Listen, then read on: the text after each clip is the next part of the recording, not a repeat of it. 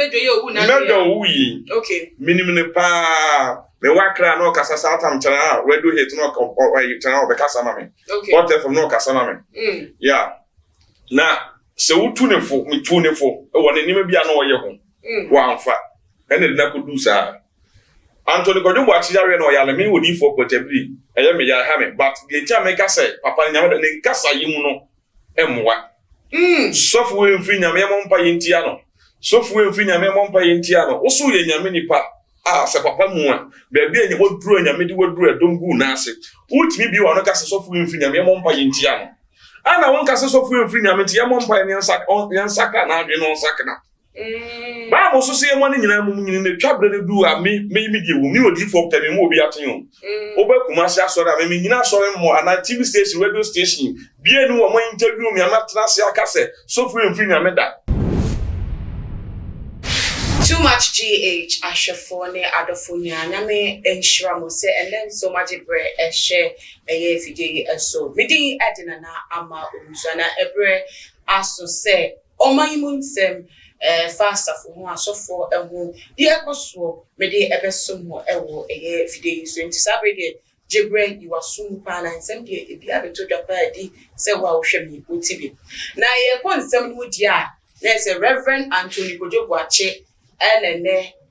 no wasem abeda pa washa yebebie mu na se ozuetimi ni mu enchirimu ebie na mobeka ya fi afi etwemu ne ko ne bi ye besi afi we mu je yedi nye na okro yi mu ye dabi ene yesi woda ha wochina yesi we wukura matesenire ede ni mu esie yese ensem de enya afi na bi bechire mu mati de chensa akra e wo masomu bi na nyamencha de sesi ade de ehunu wono mu ababonten abekasa amanfo hunu nya wo munyanya wo mti asese papa no da so eti ase amatese no akrampo no according to sources no wo ba asori kra esa be ye nkyire ewo asori na still na no amanfo bi so gina wo nkoso abo papa yi wuto so dabi wo mahunu wo matele nka so still na no wo de wo bewu bi na bi enti ana papa yi ensem bi sa eba efa no na ya report yare ye krampo no ebusafo mi bisa se attack ana se ni pedua na abre ni mfie na akwanim na se yare ede no haji mu bi ene ko ba na se because ensem de akoso no ye chimu ache wa ene waso enye bebi mpo ene te se atie ensem ti we de ma mentwa me humra nyami shraw pa se wetimi atwe ama ye twa ye ho ede aba na se na me kan no ntiremu de bi wo pa na ebepie mu ewo Glory House International Ministries mu na so fepeni oda no ene prophet for Tebiri papai enye ne ena mebu ni diama wo disa se wanye wa uni me dada radio stations ahodo bebia wona mobi ye difo djuma dina ko chire pa te se ba ne difo djuma ye mu a ebetimi aka no aka kan before no se ono so waye bu djuma ache pa na ene nyame adom ye yenso ni ne de hia ye ne bedi nkomo ade afa Reverend Anthony Boakye ne ho nsem ne de amanfo keka ade afa ne ho bom ne ma na kwa ba mra de no eso mo kwa bom ya ena bibia bopede nyame ada ro na mpa bo so bompa ya mama ene ana mo bi mama oh mi bobi ade bomo gana phone ya ese wo mu bia ese account ene na se bibia ya boko mesmu ho ye na se bia da kwa musane mestre se die na ho hu na e ka wo yedifo that's the mpa o nyame no kwa fo da wasi udina na se udina yi ade nyina abedi no wo ayi pe abedi no adam si amen na odifo we de ma me fast me twemu kakra Reverend Anthony Kodwo Boakye Resurrection Power Generation Ministries of Benyo Dano efi afi twemu se na nsem boba fa no ene bi se wo yare wakadem obubu ebi kra bo ni to so obubu kra te se se no na wo ye ne dwumesi fa ene nsem okaka cha na safo man dwum suro se wo de betu dwa kra ba aso de be hwetintin na wo mu hu se no mo ka te se busu bi pi ni eti papa yinka ele se nsem nya ebo fa no na sa nsem no be ba ekoba na so fo su bi ede mu ji mu kike bi gu mu no oti en na ye wo se that's esa se me ye sofo na ma nya medwuma che na se be nya me di matutu kwa na nya me yusu me no me che sa ye me ya sebe na we onyankopon boni pa kokko ya okay. Reverend Anthony Kodwo Boakye me chia no ene na yere ne sore manso Me odi for Tebiri me ni obia ni wa eco competition na me ko obia so da bia me sra kwatentima asofo nyina. Okay. Say ni enya baako. Na papa no de ntia me ka so nya me de bo no kokko sa de no so e bera me te ye na anadwo. Me da ho na ewurade da ne ho adi kire me. Ana me hu angels maako tare. Baako de adua so sei. Ana baako de na me pesa ni fa so baako de me nsabi. So no ka tell say wo hu de to asofo bi no. I ka de kwecho. And now it is a soft way you will most a soft will be around the one life with Diagoro. Sir? Yes. You will answer Nansen what you say, well, not guy be we near Fed Meadow. Yeah. Obedi. Yeah. Meadow be dimechi. O free mention or quite get down or cook charter. Memoriam Jumache. Metuquai. Akukama maybe be. Okay. Now, so bear me a bit truthful. I would never do. Nana asma me catcher almost say so obi tenchen on say sofo bi enya problem ana sofo bi akora free wa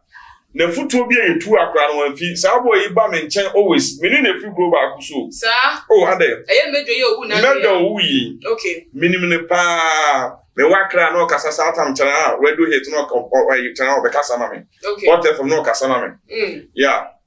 na se wutu ne fo mitu ne fo wo ne nima bia na wo ye ho wa amfa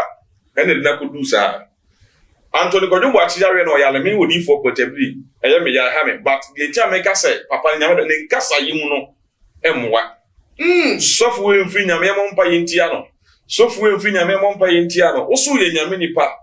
se papa mu a be bia nye woduru nyame di woduru edongu na ase utimi bi wa no ka say sofu we mfiri nyame mompa yentia no ana won kase so fu free nyame tie mo mpa ne nsaka na adwe no nsaka na ba mo so se mo ne nyina mu nyina ne twabre ne du a me die wo mi odi for temi mo obi aten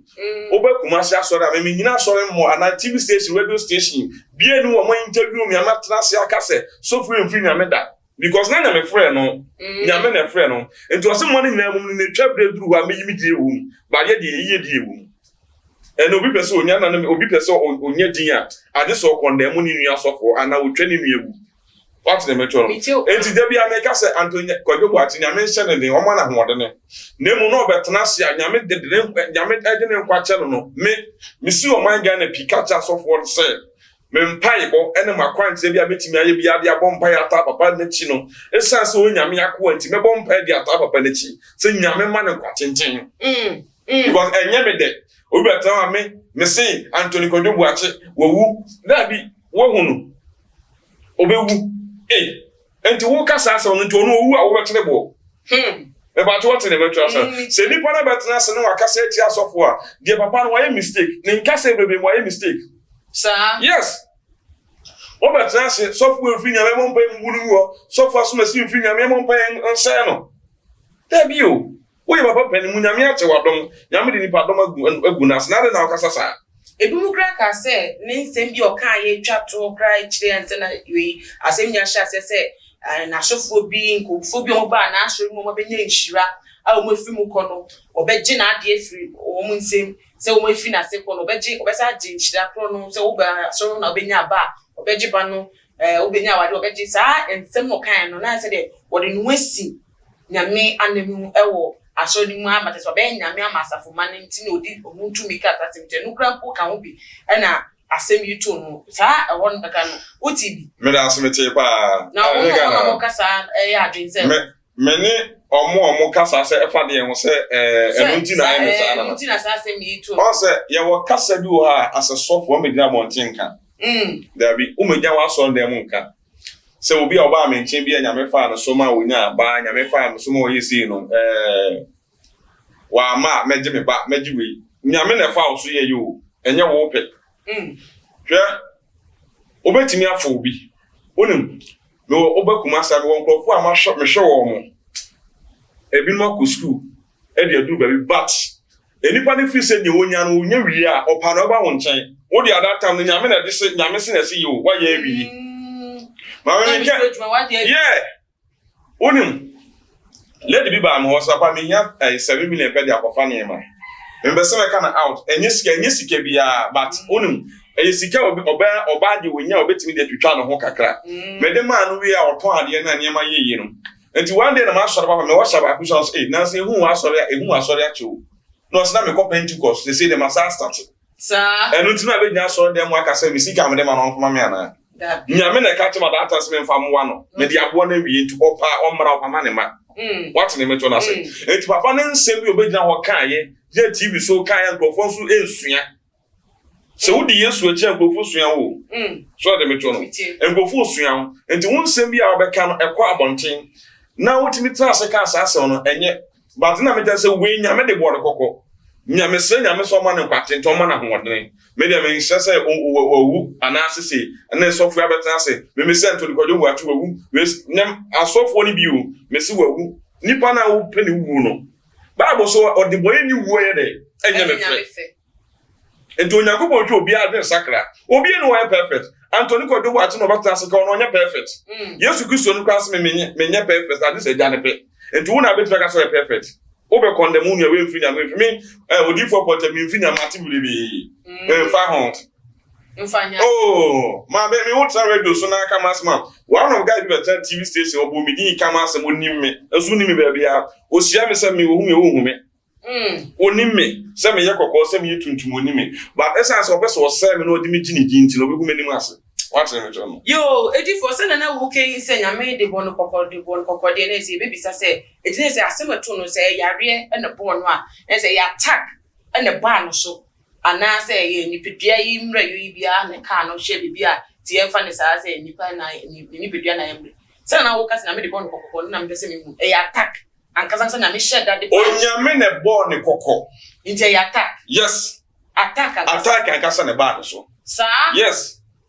onyame ne de bon ne kokɔ because so timi metna se wo ahoden a dem eba ma obi fa wo sunsun akwankyera wa ye a obetimi aye de agwo obi but nyame na afa so e de sa de na de Yesu se me kɔ a menya munyanka mesoma onkonko no onkonko na beba so abeka sa na tumi be di ekidi no e na be ye adwuma what me to na say yeah and this all kind of say me ma wo de magia na won ka so mi mfiri nyame say so so ka so mi mfiri nyame sir yes because so say one ade man ni bante wo je nyame so wo to onkwa a wo ho me na nyame na de ma wo me ba to atwe onyame na de bon kokɔ ada ge ni si yesi me say angels ma akɔ tre ba ku si dua so ba ku si mbenku so ba ku si nifa so na because one of guy ba akɔ be say body din obetre TV so ka say Anthony Kodwo Boakye wo ya me si wo ya wo me ka sa me ntie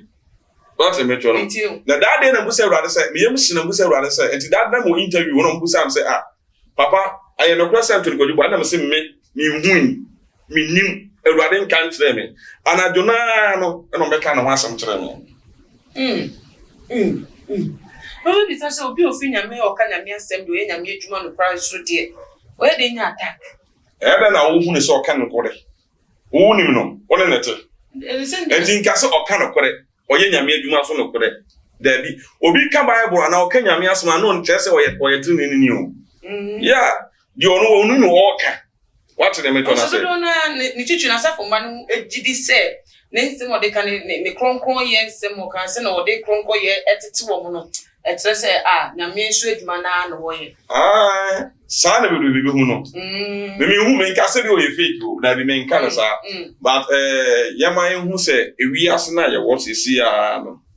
obi a wo no originity sa ne so ma di ma me enchese won fi nyame wa bompa obi o yala na ho ato no nyame afa no so aye bi because ba bia papa na du no nyame dwuma enye easy enye simple sa me na me ka tere no nyame dwuma enye easy enye simple ensem abeto abonten enkofo abehwe wo mo enkofo mo daaw me so anopa me so ahomate fo krogba mani be sa da bi mu a na abobia na ewia 2 krog because we be fa plans o dwene nyame na wakasa we wo problem me mu no enkofo me say twa school fees so at me to no enti nyame dwuma nyi ise tu so bi edum pempen so me bunipa no me respect no because edwuma na edwuma edene edwuma ye edwuma ni ti we ya nyame di no afufia wasa Kenya no ahye ne dwuma sibie mu no bibi a che se nyame dwuma na meda nyame ase pa me humete ye no me sate se obestati asori bi mu no ono eba na mani age eye me de me kra osoro kwa nim se mani age se papa na sa obestati na dwuma no te chere pa se nyame akwa ampa mu yes nyame frewa adwuma a o ya onu obi betu meka se bia nyamedwuma o mpa adwuma na o nyamedwuma so obi nim se o nyamedwuma metiwem minya enke bi kra nke meja ya wonim adwuma o ye mistake a o like be miserable obey basa onu say last week US me sofo ba ko US offer me papa be say ye den a oba minya nka ba bre betimi akọ US be 1 month na kuma akọ me ba nyame se omo kuma se no asore na nyini ntitwen oh ye but le metwe kama bre o minya nka mekọ US yes me crashing na kuma ko di be holiday 1 month pe o ba nyame se omo ho no eni kwa se ojo omo okọ enti nyame dwuma anya simple sa a na fi se be easy enye easy o mame out be share se crasa sorry gina mu bi enye easy adwuma betimi ahwe o kwa adwuma wa bra betimi aye basa ene no asemu asempa na ebi ka se nya attack because ni papa na wenyi adwuma no so abono so de bia wono nko a ne gina vitam or start reservation me o di for port bi na America okay me nyamedwuma ache omo munim ena mini time a mekọtana radio so aka odi sofo bi ho asem da ntie me minim wa tie me ana wa hono minim obi ntie se eso odi for port bi tie sofo eti radio so a ebusa na bia wo ko bi ho asem da mini time but me say e attack ena ba papa ne so sir yes attack ena ba so enye ni pedua se wa pere oba no o meka no kore